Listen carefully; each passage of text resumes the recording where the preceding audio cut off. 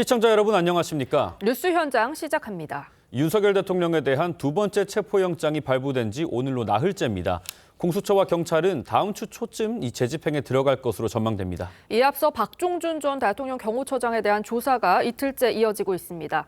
경찰 국가수사본부 연결합니다. 차순우 기자, 박 전 초장이 언제부터 조사를 받고 있는 건가요? 네, 박종준 전 경호처장은 오늘 오전 9시쯤 국가수사본부에 출석했습니다. 어제 13시간 조사를 받고 귀가한 지 10시간 만에 다시 국가수사본부에 모습을 드러낸 겁니다. 박 전 처장은 어제 조사를 앞두고 어떠한 경우에도 물리적 충돌이나 유혈 사태는 벌어져서 안 된다는 입장을 밝혔습니다. 13시간 조사를 마치고 나온 후에는 조사에 성실히 임했다고 짧게 발언했습니다. 경찰은 박 전 처장을 상대로 지난 3일 1차 체포영장 집행을 막아선 경위에 대해 집중 추궁한 것으로 알려졌습니다. 다만 경호처의 김성훈 경호처 차장은 오전 10시로 예정된 3차 소환에 응하지 않았습니다. 김 차장은 엄중한 시기에 경호처장 직무대행으로서 한시도 자리를 비울 수 없다며 불출석 이유를 밝혔습니다. 경찰은 소환에 불응한 김성훈 차장에 대한 체포영장 신청을 검토할 것으로 보입니다. 이진아 경비안전본부장은 오후 2시 출석에 응했습니다. 국수본은 어제 서울과 인천, 경기 남북 등 수도권 광역수사단 간부들을 소집해 2차 체포영장 집행에 대비한 회의를 열었습니다. 또 경기 인천 등 수도권 광수단 간부들을 중심으로 한남동 관저 주변을 현장 답사한 것으로 파악됐습니다. 지금까지 국가수사본부에서 전해드렸습니다. 박종준 전 경호처장은 어제 경찰에 출석하면서 최상목 권한대행에게 사직서도 제출을 했습니다. TV조선 취재 결과 박 전 처장은 윤석열 대통령의 만류에도 이 출석을 강행한 것으로 파악됐습니다. 그동안 체포영장 집행에 강경한 입장을 보였던 박 전 처장의 갑작스런 출석과 사의 표명에 여권에서는 당혹스러워하는 분위기가 적지 않습니다. 조성호 기자가 단독 취재했습니다. 박종준 경호처장은 국민이 뽑은 대통령의 안전 확보에 신명을 바치겠다고 했습니다. 편법, 위법 논란 위에서 진행되는 체포영장 집행에 응한다는 것은 대통령 경호를 포기하는 것이자 직무유기라고. 박 처장은 경찰에 2차례 소환 통보에는 불응했지만 윤 대통령 체포영장이 재발부되고 자신에 대한 3차 소환 통보까지 이어지자 입장을 바꿨습니다. 한 여권 관계자는 박 처장이 경찰과 경호처의 충돌 상황에 대한 고민이 깊었다며 윤 대통령이 직접 만류했지만 결국 출석을 결정한 걸로 안다고 전했습니다. 경찰청 차장까지 지낸 박 처장이 친정인 경찰과 경호처 사이에서 고심하다가 소환에 응했다는 겁니다. 박 처장은 경찰에 출석하며 최상목 권한대행에게 사직서를 제출했고 오후에 바로 수리됐습니다. 경호처는 김성훈 경호처 차장 직무대행 체제로 윤 대통령 2차 영장 집행 저지에 나설 걸로 보입니다. 경호처 관계자는 경호 업무에서 잔뼈가 굵은 김 차장의 지휘로 경호 업무 수행에 흐트러짐이 없을 거라고 했습니다. TV조선 조성호입니다. 네, 리포트에서 보신 정치권 쟁점들 전문가들 모시고 짚어보겠습니다. 이종근 정치평론가, 조기현 민주당 법률위 부위원장 나오셨습니다. 안녕하십니까? 네, 윤 대통령에 대한 체포영장 집행을 방해한 혐의를 받는 이 박종준 전 경호처장이 어제 이어서 오늘도 다시 경찰에 출석했습니다. 어제 귀가한 모습부터 보시고 자세하게 알아보겠습니다. 수사기관의 조사에 최대한 성실히 임하려고 노력했고 소상하게 설명드렸습니다. 네, 처장님 경찰 조사 전에 사의 표명하신 이유 무엇인가요? 혹시 오늘 대통령이 출석을 직접 만류한 게 맞을까요? 네, 박종준 전 경호처장 어제도 13시간 넘는 강도 높은 조사를 받았고요. 오늘도 아침부터 경찰에 출석해 조사를 받고 있습니다. 이 긴급 체포 가능성이 전망이 됐었는데 어제 경찰이 돌려보낸 이유는 뭐라고 보시는지요? 일단 사직서 제출과 수리가 결정적이었다고 봅니다. 네. 통상 이런 정도의 사안이고 특수공무집행 방해 혐의가 명백하게 인정될 수 있는 사안이기 때문에 범죄의 중대성 또 도주 우려단가 증거인멸 우려가 있을 때에는 통상 소환에 응했더라도 긴급 체포를 하고 사전 구속영장 발부로 이어지는데 사직서를 제출하고 즉시 사직서 수리가 됐기 때문에 그리고 또 자진 출석을 했기 때문에 긴급 체포를 하지 않더라도 다시 출석하고 또 조사에 응할 가능성이 높기 때문에 긴급 체포의 필요성이 높지 않았다고 판단한 것 같고요. 이제 그렇다고 하더라도 2차 조사를 오늘 또 한 이후에 그와는 별개입니다. 사전 구속영장 청구 여부에 대한 검토는 따로 있을 것으로 보입니다. 네. 네, 저희 이 출석의 뒷얘기를 좀 살펴보면 저희 TV조선 단독 보도로도 조금 전에 전해드렸는데 박종준 전 경호처장의 출석을 윤 대통령이 만류했다는 것 아닙니까? 네, 그럼에도 그렇습니다. 불구하고 출석을 했다라는 건데 네. 배경이 좀 뭘까요?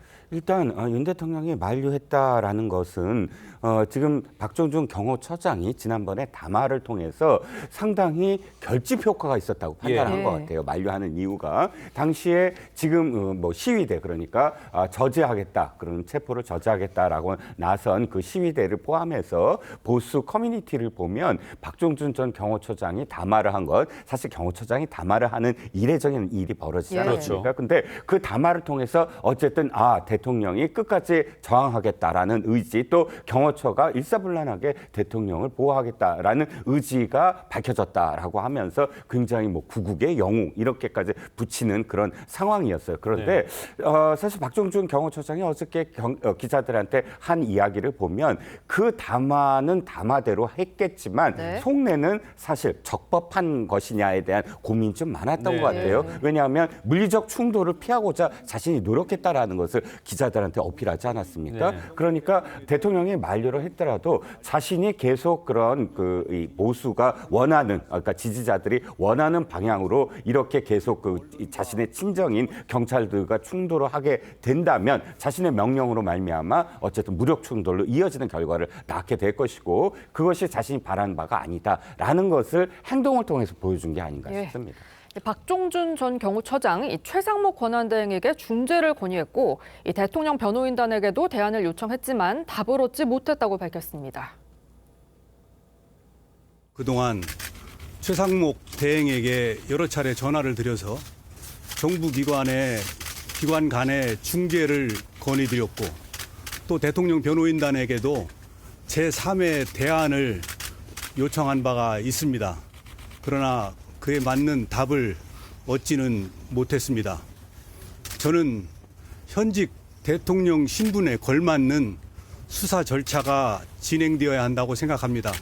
현재와 같은 체포영장 집행 방식의 절차는 아니라고 생각합니다. 우리나라의 국격에 맞게 대통령에게 적정한 수사 절차가 진행되었으면 하는 바람입니다. 네, 박종준 전 경호처장이 사직서를 제출해서 전 경호처장이 됐습니다. 이 윤 대통령 체포영장 집행 중재안을 최상목 대행에게 건의를 했는데 받아들여지지 않은 게 원인일까요? 뭐 어제 지금 설명하는 내용을 보면 그랬을 가능성이 높아 보입니다. 네. 5일 날 이례적인 입장문 발표할 때까지만 해도 박종준 경호처장 중심으로 2차 집행에도 강력히 저지할 것으로 예상이 됐었는데 그렇죠. 실제 속내를 보면 그 안에서 박종준 처장은 이런 방식의 이 강제 집행 또 이에 대한 물리적 저지가 이어질 경우에 유혈 사태 충돌이나 이런 부분에 대한 상당한 우려가 있었던 것으로 보이고 대통령이라든가 경호처 차장 또 최상목 권한 대행 또 대통령의 변호인 측에 이런 최악의 상황을 막기 위한 중재 역할을 했던 것으로 보입니다. 그런데 네. 결과적으로 1차 집행을 저지하는 데 성공했지만 그 이후에 2차 집행의 경우에 경찰이 현장 상황을 주도하고 집행 가능성은 높아지고 그럴 경우 또 반대급부적으로 경호차장 중심으로 한 이 대통령실 경호처의 저항 또한 거세질 것으로 예상되기 때문에 네. 결국에 그럴 경우에 물리적 충돌이 불가피한 상황으로 가고 있다. 결국 네. 본인이 이걸 막을 수 있는 상황도 아님에도 불구하고 결국 그 책임을 다 져야 되는 상황까지 가는 거는 일단 개인적으로는 상당히 부담스러웠을 것이고요. 네. 실제 그 경호처 내부에 경호처장과 경호차장 또 대통령 간에 상당한 이견이 존재하고 있고 경호처 요원들 사이에도 동요가 있다는 게 직간접적으로 보여준 사태라고 봅니다. 네, 박종준 전 경호처장 사직으로 경호처는 김성훈 차장 직무대행 체제로 전환이 됐는데요. 김성훈 차장에 대해 이런 평가가 나옵니다. 현재의 경호처 체계 하에서는 김성훈 경호차장, 이광우 경호본부장 네, 이광우 이 두 본부장, 사람이 이광우 본부장. 가장 강성 친윤 끝까지 충성을 다하자 그래서 이 판이 뒤집어질 수 있다. 네. 그래서 윤석열을 지켜야 된다. 신념으로 가득 찬 사람이다. 김영현, 김성훈, 그다음에 이광우 경호본부장 이 셋은 한 몸이다. 한 팀이다. 차지철이라고 보시면 되죠. 다 차지철 집단이에요. 윤석열 옆에서 최측근으로 지금 활동하고 있다. 평론가님, 경호처 네. 지휘부가 4명이죠. 처장과 차장, 본부장 2명 이렇게 네네. 분류가 되는데 그렇습니다. 김성훈 차장이 방금 들어보셨지만 강성으로 분류가 됩니다. 네네. 이 민주당에서는 윤 대통령 최측근이다 이런 지적도 하는데 네. 경호처 분위기에는 이 차장의 대행 체제가 어떤 영향을 끼칠까요? 글쎄요, 상당히 안 좋겠죠. 제가 보기에는 어쨌든 경호처장이 전체적으로 자신의 책임 하에서 네. 경호처를 지휘했던 것으로 보입니다. 네. 그리고 담화 내용에서도 나왔고요. 내가 모든 책임을 다 진다라고 했는데 거기에 경호처 차장이 대행 체제로 가는 그런 상황 자체가 사실은 불안해질 수밖에 없다고 생각을 합니다. 사실 지금 김성훈 차장이 왜 지금 좀 전에 그런 어떤 싱크에서 나온 그런 그 평가를 받냐 하면 네.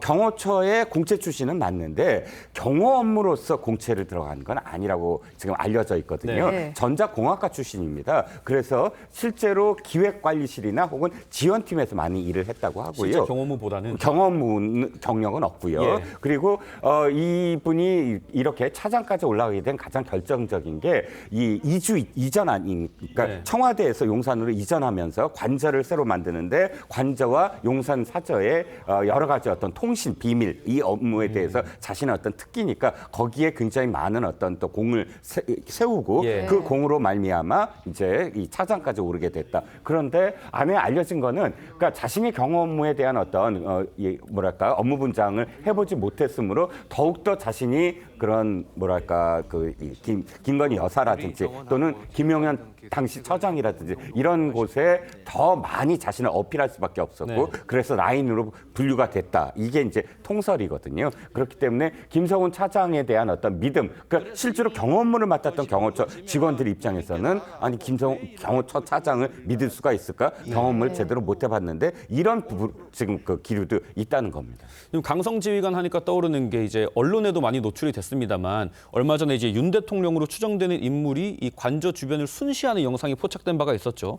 그런데 그 자리에 이 박종준 전 처장은 없었다라는 보도가 나옵니다. 이 상대적인 온건파로 평가받는 박종준 처장이 김성훈 차장 그리고 이광우 본부장한테 밀렸다 이런 분석도 있습니다. 그렇게 볼 수밖에 없는 상황인 것 같습니다. 네. 그러니까 1월 5일 입장 발표문 이후 1월 8일 상간에 이 경호처 내부에 중대한 상황 변화가 있었던 것으로 보여지고요. 그런 분위기 때문에라도 윤석열 대통령으로서는 직접 언론에 노출되는 부담을 감수하고라도 강력하게 이 체포영장 집행을 저지하겠다는 의지를 보여주려는 게 네. 1월 8일 노출을 통해서 보여진 거고 네. 그 과정에서 이미 이 박종준 처장의 사실상 경호처 지휘권은 상실이 된 것으로 보여집니다. 그 의견 충돌이 있었겠죠.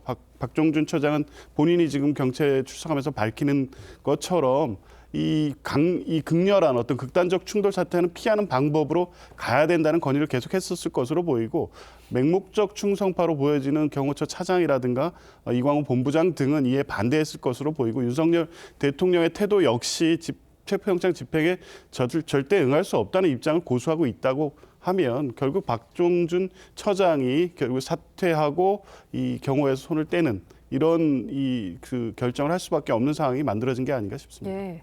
지금 김성훈 처장도 경찰 소환 대상에 대해 불응을 하고 있잖아요. 오늘 입장을 냈는데 이 엄중한 시기에 한시도 자리를 비울 수 없다고 했습니다. 세 차례나 불응한 만큼 체포 가능성이 나오는데 이렇게 되면 대통령 경우 어떻게 되는 겁니까? 그렇죠. 이것 때문에라도 그 안에 어떤 이견이 있지 않았을까라는 겁니다. 경호처장과 경호처 차장의 입장이 좀 다르잖아요. 예. 경호처장은 어떻게든 중재를 하려고 했고 무력 충돌은 안 된다라는 그런 의견을 보인 반면에 경호처 차장은 끝까지 한시도 비울 수 없다라고 하면서 현행범으로 체포되는 걸 감수하고라도 3차 소환에 응하지 않았습니다. 그러면 자신이 어떤 결심을 했다는 얘기잖아요. 현행범으로서 하더라도 이 메시지는 안간 메시지는 끝까지 옥죄를 하겠다라는 메시지로 판단할 수밖에 없으므로 굉장히 강경한 분위기로 앞으로 저항을 하지 않을까라는 추정을 해봅니다. 네. 그 20분 전쯤 1시 55분쯤에 이진아 경호처 경비안전본부장이 국수본에 출석을 했습니다. 처장에 이어서 본부장도 출석을 한 셈인데 지휘부 중에 2명이 출석한 거지 않습니까? 배경을 좀 뭐라고 보십니까? 박종준 처장의 사직서 제출 또 경찰 자진 출석 상황을 보면 이미 경호처의 지휘부 내에서도 상당한 어떤 이견과 구체적 이탈이 시작됐다. 예. 결국 그 결과가 이진아의 경찰 출석으로 이어지고 있는 것으로 보여지고요. 결국 그 현재 상황에서 보면 맹목적 충성을 하고 있는 경호처 차장과 이광우 본부장 중심으로 가고 있는 것이고 그 외에 상당 또 지휘부는 다른 생각을 하고 있고 결국에 끝까지 저항하고 현장에서 현행범 체포되는 방식으로 대통령을 보호하는 수는 없다. 이런 결론에 이른 것으로 보여지고요. 네. 지휘부에서의 이런 이탈이 있다고 하면 실제 경호 요원들 사이에도 상당한 동요가 있을 것으로 보이고 실제 그런 제보들이 언론사에도 많이 이어지고 있는 것을 보면 지휘부나 대통령의 저런 강력한 체포영장 불응 입장에도 불구하고 사실상 심리적 저지선은 무너지고 있다. 이렇게 보여집니다. 결국 궁금해지는 건 윤 대통령에 대한 2차 체포 시도 언제냐 이건데 관련해서 이런 전망도 나오고 있습니다.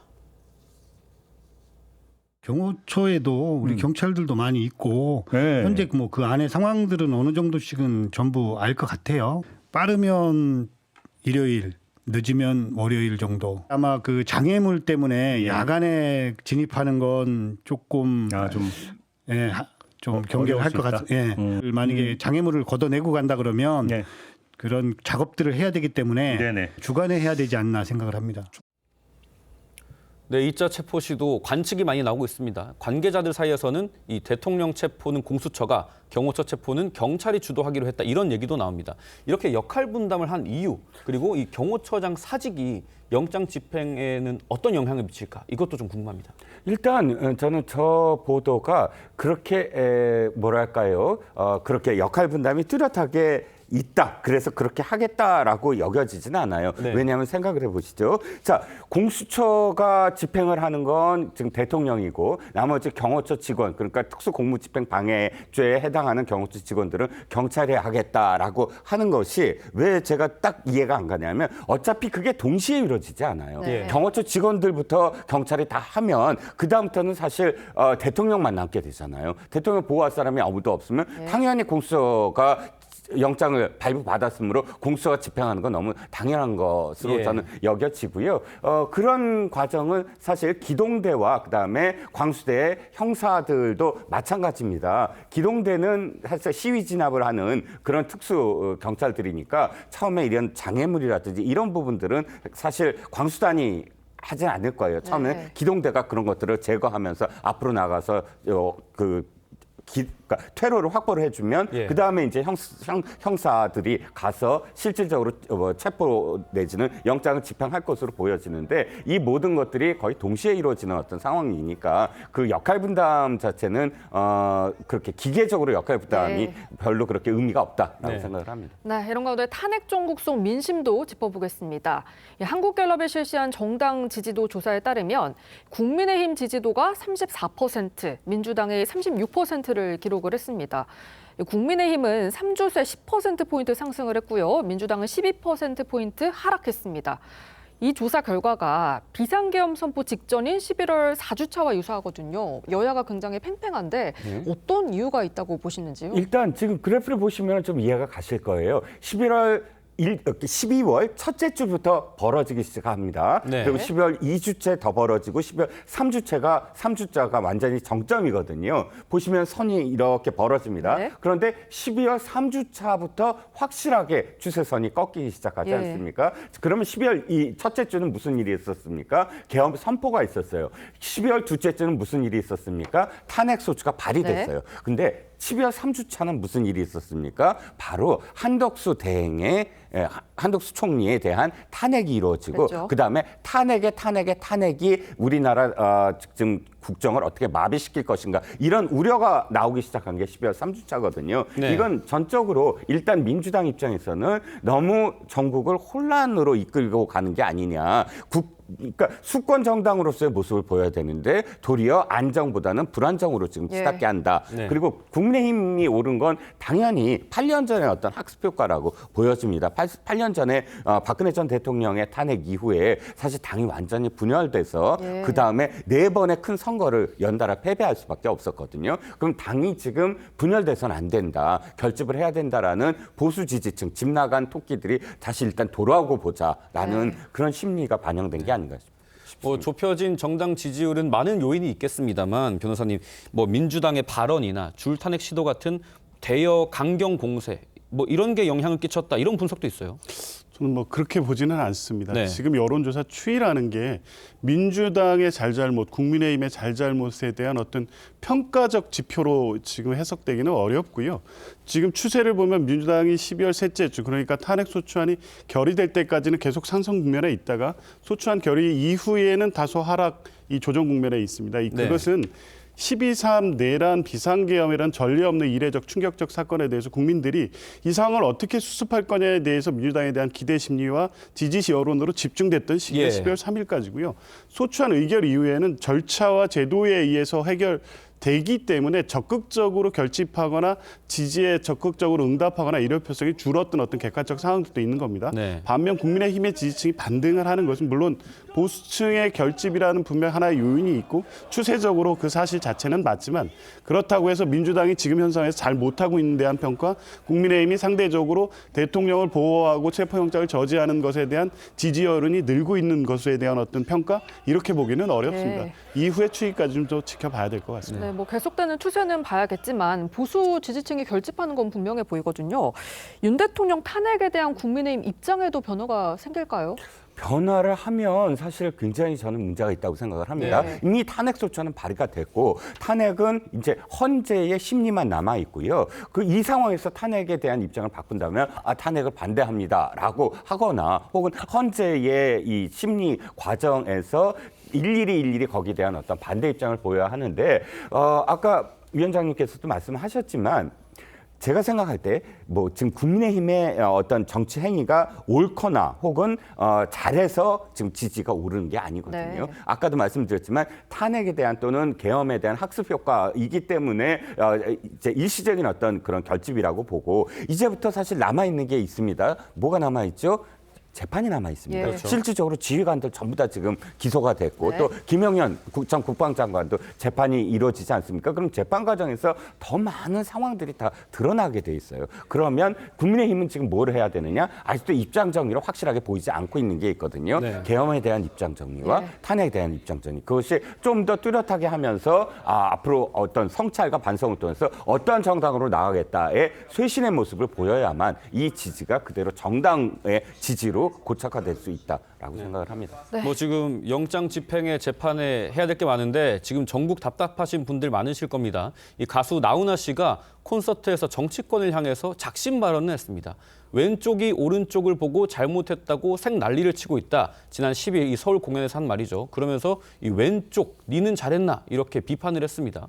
이런 일침은 좀 어떤 의미가 있다고 보십니까? 일단 나훈아 씨가 지금 정치와 관련돼서 자신의 어떤 의견을 보인 게 뭐 한두 번은 아닙니다. 네. 그렇다고 해서 나훈아 씨에 대해서 집중적으로 무슨 어떤 비난이 가거나 하지 않는 건 나훈아 씨가 일정 정도 어떤 편향된 어떤 이야기만 하고 있지는 않거든요. 지난번에도 이 계엄 이후에 좀 모호하긴 하지만 도대체 여야 대표의 집은 도대체 어디에 있느냐. 이 표현이 네. 마치 여야 대표를 이렇게 체포하러 가는 그 과정을 혹시 비판한 게 아니냐라는 해석도 있었습니다. 그 이후에 왼쪽도 잘한 건 아니다라고 이야기하는 건 사실 국민들 일각에서 지금 아까 지지율도 말씀을 드렸지만 그렇다고 해서 민주당이 안정적인 수권 정당으로서의 모습보다는 더 이번 기회에 모든 걸 다 드러내겠다라는 특검의 특검, 탄핵의 탄핵을 고집하고 있는 것도 썩 잘한 것은 아니다라는 의미로 받아들이지 무조건 한쪽 편을 들겠다는 의미로 받아들여지지 않거든요. 그래서 나훈아 씨의 어떤 일침은 사실 뭐 정치권이 또 국민의힘도 따갑게 받아들여야 될 대목이라고 생각을 합니다. 네, 뭐 나훈아 씨뿐만이 아니고요. JK 김동욱 씨, 가수 이승환 씨, 연예인들도 지금 탄핵 찬성과 반대로 나뉘고 있는데요. 이 탄핵에 대한 자신의 입장을 드러낸 뒤 공연이 취소된 일도 있었어요. 어떻게 생각하십니까? 연예인이라고 해서 굳이 어떤 정치적 입장을 등을 금기시하고 발언하는 것에 대해서 문제 제기할 필요는 없다고 보고요. 예. 국민의 한 사람으로서 얼마든지 자기의 입장을 표출할 수 있습니다. 문제는 그로 인해서 어떤 제도 권력이 불이익을 주는 것은 매우 후진적인 행태죠. 적어도 문화인으로서 또 예술인으로서 자기 입장 표현하는 것과 그것으로 인해서 불이익을 주는 행위는 분명히 구분돼야 되고, 과거에도 이제 그런 걸로 인해서 블랙리스트 사태 이런 것까지 이어지지 그렇죠. 않습니까? 이런 일은 없어야 될 것 같습니다. 네, 이종근 평론가님 짧게 의견 좀. 저는 이제 미국에 제인 폰다라는 여배우가 있습니다. 네. 헨리 폰다의 딸이고 지금 연세가 86이에요. 예. 근데 그럼에도 불구하고 매주 집을 나서는데 금요일마다 체포되러 나섭니다. 기후 환경 변화에 시위를 주도하면서 자신이 의회 의사당에 가면 사실 의회 의사당에 가서 불법적으로 시위를 주도한 혐의로 체포되는 걸 뻔히 알면서 하룻밤 유치장에 가기 위해서 나오거든요. 네. 그 행위에 대해서 사실 기후 변화에 대해서 찬성하거나 반대하거나 모두 다 그 제인 폰다에 대해서는 존경을 합니다. 그 여배우든 연예인이든 자신의 정치적 행위를 자신의 신념에 맞게 하는 것에 대해서 너무 비난하거나 예. 한쪽만 두둔해서는 안 된다고 생각합니다. 지금까지 정치권 쟁점 짚어봤습니다. 두 분 말씀 여기까지 듣겠습니다. 감사합니다.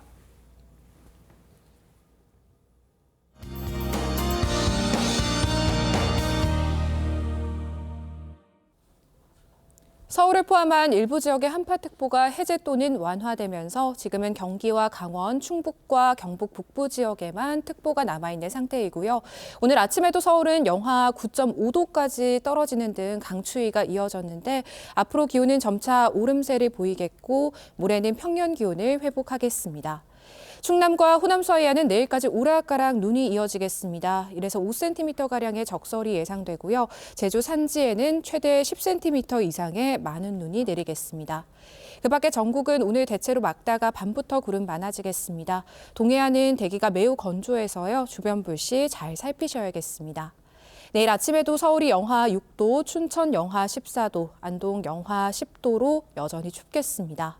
낮엔 영상권을 회복하는 곳이 많겠습니다. 날씨였습니다. 네, 저희 TV조선은 지난달 29일 제주항공 여객기 참사를 전하는 뉴스특보에서 항공기 사고 제보 화면을 방송했습니다. 저희는 사고 영상이 시청자들에게 충격을 줄 수 있다는 판단 아래 자체 영상 보도 내규에 따라 충돌 직전 화면까지만 제공을 했습니다. 하지만 해당 화면을 반복적으로 노출시킴으로써 시청자 여러분, 특히 유가족들께 불편함 드린 데 대해 진심으로 사과드립니다. 네, 1월 11일 토요일 TV조선 뉴스 현장은 여기까지입니다. 함께해 주신 여러분 고맙습니다.